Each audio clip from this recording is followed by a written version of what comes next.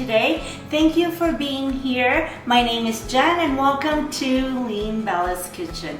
We are going to make baked chicken cutlets. So I use chicken breast that I cut into strips, and then we're gonna bread it with some panko breading, but we're going to brown the panko first so it really gets that nice, brown breading, and then we're going to mix it with some Parmesan cheese, garlic powder, paprika. So all this seasoning really makes this chicken cutlets so delicious.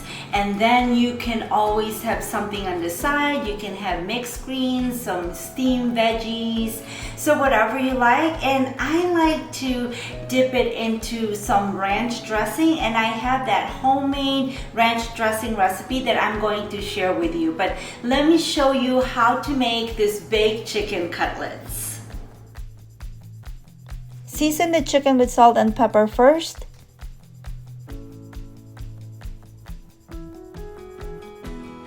And in a non-stick skillet, add your panko breading, toast it until it's golden brown.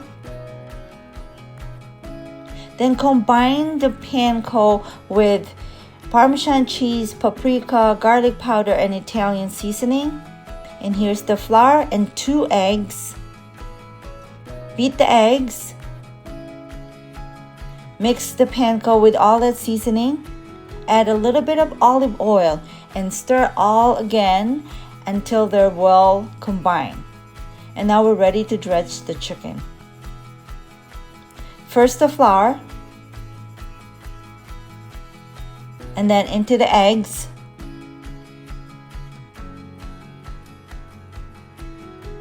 and then the panko mixture. And then we're gonna bake this to a 400-degree oven, and then make sure that you have your prepared pan ready. Bake them for about 20 minutes, and then once they're done, you can sprinkle a little bit of chopped parsley or basil.